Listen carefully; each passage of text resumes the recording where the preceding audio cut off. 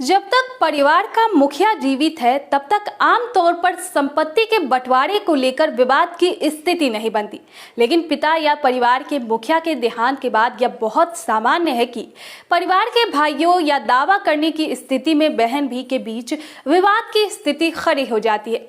ऐसे में पिता या घर के मुखिया के देहांत के बाद भाइयों और बहनों के बीच संपत्ति बंटवारे के नियम क्या है, हम आपको अपने इस वीडियो में बताएंगे। तो चलिए वीडियो की शुरुआत करते हैं। अगर परिवार के मुखिया या पिता ने देहांत से पहले ही वसीयत बनाकर तैयार की है और संपत्ति का उचित बंटवारा किया है तो विवाद की स्थिति पैदा नहीं होती है। वसीयत के तहत पिता या परिवार का मुखिया कानूनी तौर पर अपनी संपत्ति को अपने बच्चों या अन्य किसी भी प्रिय को सौंपता है, जिसमें उन लोगों के नाम दर्ज होते हैं जिन्हें संपत्ति का हस्तांतरण किया जाएगा।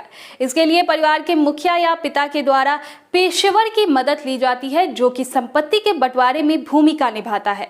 हालांकि ऐसा भी होता है कि संपत्ति के मालिक पिता या परिवार के मुखिया का देहांत हो जाए और उन्होंने संपत्ति का बंटवारे से संबंधित कागजी कार्रवाई नहीं किया हो। ऐसे में संपत्ति का बंटवारा उत्तराधिकार के कानून के अनुसार किया जाता है, यानी कि हिंदू उत्तराधिकार अधिनियम 1956।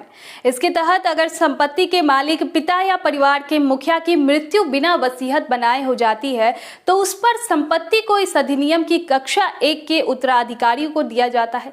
कक्षा 1 में उल्लेखनीय उत्तराधिकारियों के ना होने की स्थिति में अधिनियम में उल्लेखित कक्षा 2 के वारिस को दिए जाने का प्रावधान है। हालांकि संपत्ति बंटवारे को कई कानूनी उलझने होती है, ऐसे में किसी पेशेवर की मदद लेना बेहतर होता है। यहाँ तक बता देना जरूरी है कि हिंदू उत्तराधिकार अधिनियम के अंतर्गत हिंदू धर्म और कई संप्रदायों सहित बौद्ध, जैन और सिख भी शामिल होते हैं।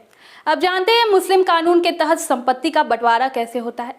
दरअसल मुस्लिम कानून में संपत्ति को लेकर अपने अलग नियम और परंपराएं हैं।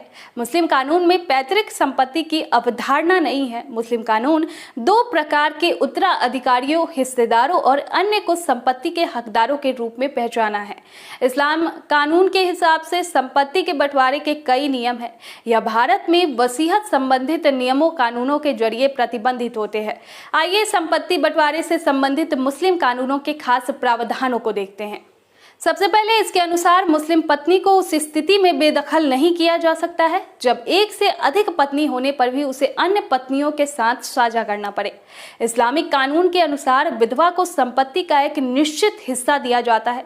मुस्लिम कानून में महिलाओं की तुलना में पुरुषों को संपत्ति के अधिक वरीयता दी जाती है, यानी इसके तहत वारिस पुरुष को महिला या बेटी से दोगुनी संपत्ति दिए जाने का प्रावधान है।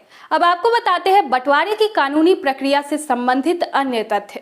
दरअसल जिस संपत्ति का बंटवारा होना है उस दावा करने वालों को यह जान लेना चाहिए कि संपत्ति पर कोई बकाया कर्ज या अन्य प्रकार का लेन देन संबंधित बकाया तो नहीं है। यह जरूरी है कि दावा करने वाले सभी वारिस उस संपत्ति पर लिए गए कर्ज को चुकाने पर सहमत हो जाए।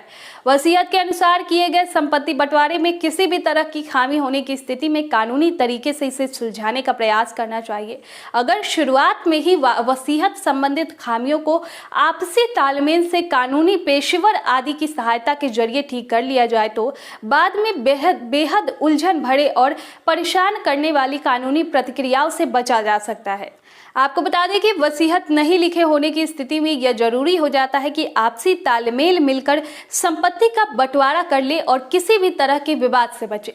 आखिर में यह सलाह है कि संपत्ति बंटवारे से संबंधित काम करने के लिए कानून के जानकार या पेशेवर की मदद लेना बेहतर होता है। इससे जटिल प्रक्रियाएं और अन्य कामों को आसानी से करने और समझने में मदद मिलती है।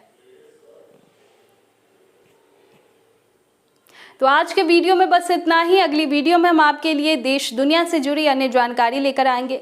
अगर आपको हमारा ये वीडियो पसंद आया हो तो इस वीडियो को अपने दोस्तों एवं परिवार के लोगों के साथ जरूर शेयर करें।